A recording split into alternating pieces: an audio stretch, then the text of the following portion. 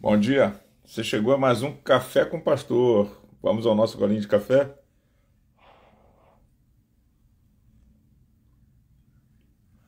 Tem café quente, café muito quente da minha cafeteira e o café do McDonald's que consegue ser mais quente do que tudo.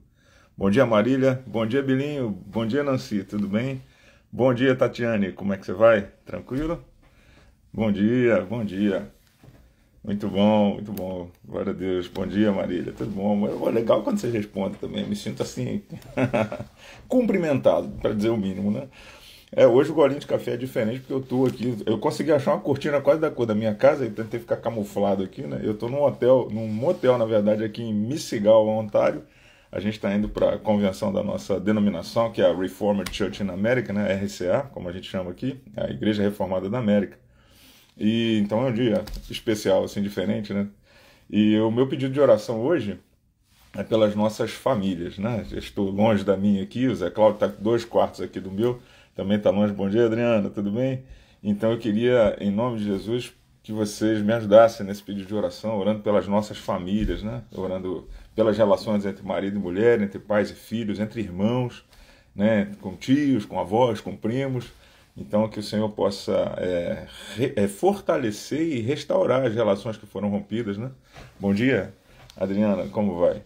Então, para você que ainda não sabe, chegou agora o Café com Pastor, é um programa produzido pela Igreja Reformada Luz para as Nações, Montreal, e vai ao ar de terça a sábado, às 7h14 da manhã, no horário aqui de Montreal, lá de Montreal, eu tô em Missigal hoje, e 8h14 no Brasil, devido ao nosso horário de verão.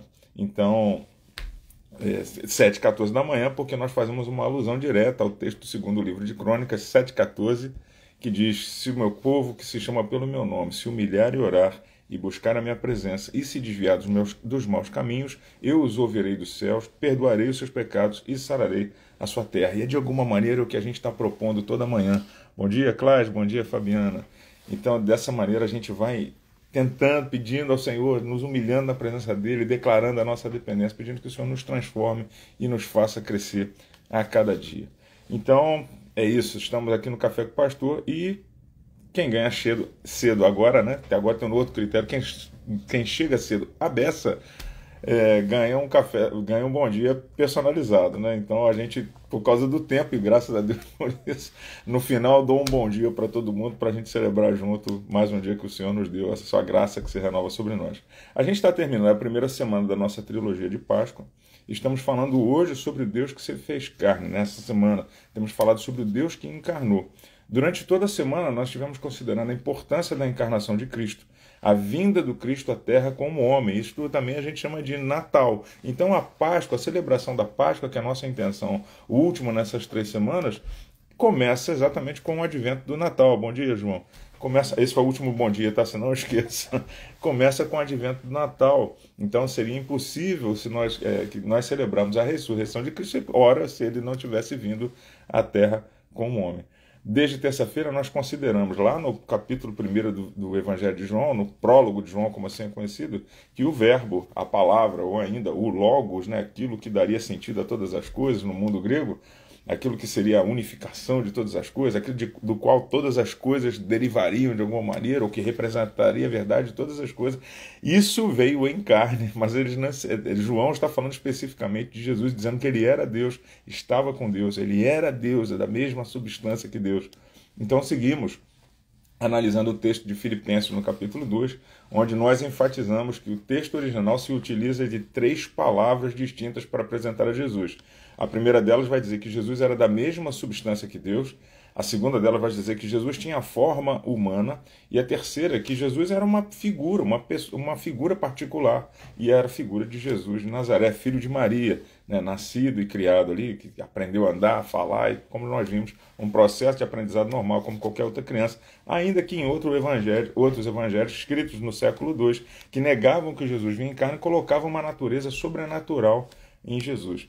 Então, na quinta-feira, na quinta-feira nós concluímos que a partir da vontade divina, Jesus deveria encarnar para que servisse para nós como sacrifício substitutivo, ou seja, ele morre no nosso lugar, ele é condenado no nosso lugar, como cordeiro que tira o pecado do mundo.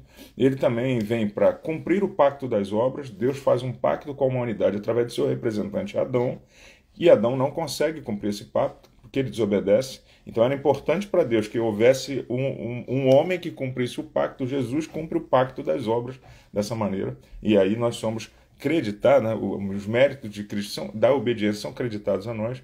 Ele também vem para ser o nosso exemplo e padrão de vida.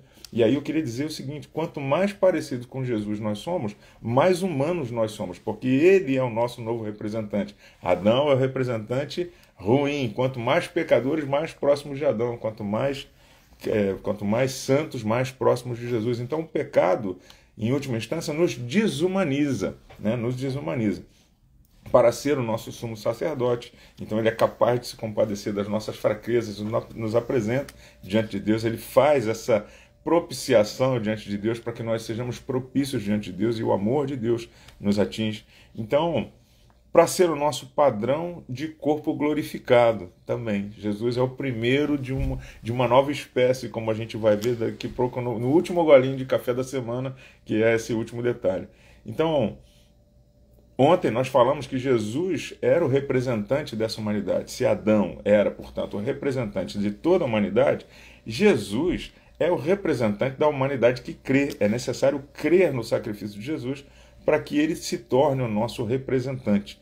Jesus tomou sobre si as nossas dores, pagou o salário dos nossos pecados, e ele pagou a morte de cruz. Aquilo que nós devíamos a Deus, que era o salário do pecado, Jesus paga em nosso lugar. Então, para ser salvo, basta crer nesta obra salvífica de Jesus. Você não consegue crer pela sua mera razão, mas uma vez que o seu espírito é alimentado por Deus, a sua razão consegue processar isso de alguma maneira sobrenatural. Você passa a crer nessa verdade do Evangelho. Não se chega a esta conclusão de maneira natural, humana, porque a nossa natureza está corrompida. Mas uma vez que Deus nos ilumina para isso, nos dando o dom da fé, aí a gente começa a crer e faz até teologia sistemática, né? A gente organiza o conhecimento.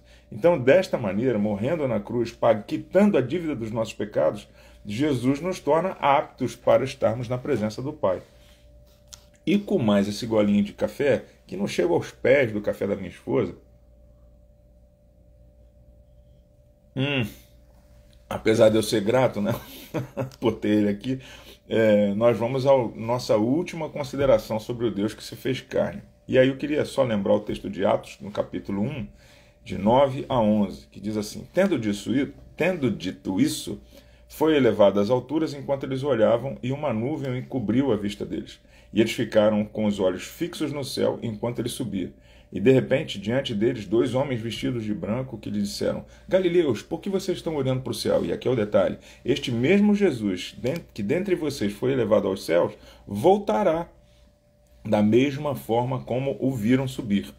Depois de ter prometido o Espírito Santo, Jesus faz os enviar, né, para sair pela Galileia, sair pelo mundo afora, né? Apesar de muito... depois dele ter enviado, vem esse texto: Jesus é assunto aos céus, e os discípulos, naturalmente, eu faria a mesma coisa que você também. Ficam olhando até que as nuvens venham, encobrem, e eles dizem pra gente: por que vocês estão olhando para o alto? Os anjos dizem: por que vocês estão olhando para o alto se dessa maneira, da mesma maneira que ele subiu, ele vai descer? Então, talvez tenha passado durante muito tempo desapercebido de você, passou da minha vista há muito tempo. É que o Deus que se esvaziou da sua glória e se tornou homem como nós, ele não volta ao seu estado original depois da ressurreição e ascensão. Ele continua sendo homem. Ele continua sendo um homem aprimorado, glorificado. Ele recebe um upgrade, né? E ele chega a essa estatura ele já era o varão perfeito, mas agora glorificado, ele consegue chegar ao ápice da realização da humanidade, que é ser como Jesus. E talvez, aí eu diria assim: what? Então é isso mesmo. O Jesus ressurreto foi o primeiro humano a ter um corpo glorificado, o primeiro de uma nova espécie, a gente poderia dizer. Então, ao mesmo tempo que ele tinha carne e osso, ele era capaz de comer, ele era capaz de exibir as marcas da cruz e a ferida, e isso, na verdade, não é porque o corpo não foi cicatrizado, como alguns pensam, mas isso, na verdade, é um troféu. Olha só, eu sou o Cordeiro que tira o pecado do mundo, olha as marcas aqui, ó. Eu morri pela igreja, eu quitei o pecado e agora todos são propícios diante de Deus. Isso é maravilhoso de pensar. E ele era capaz, ao mesmo tempo que mostrava essas características tão físicas, né, ele comia. Então ele aparece numa sala de uma maneira que a gente não sabe exatamente o que é, e eu não vou discutir sobre isso, porque eu não me sinto capacitado para isso. Ele aparece no meio de uma sala fechada e surpreende os discípulos. Então eu sei falar pouco sobre as propriedades do corpo e talvez ninguém possa falar muito, mas o que eu quero mesmo destacar é isso e finalizar. Que criador amoroso é esse que se identifica tanto com os seus filhos, que depois de ter cumprido seu papel na Terra, não abandona a natureza humana. Ele continua se identificando com seus filhos.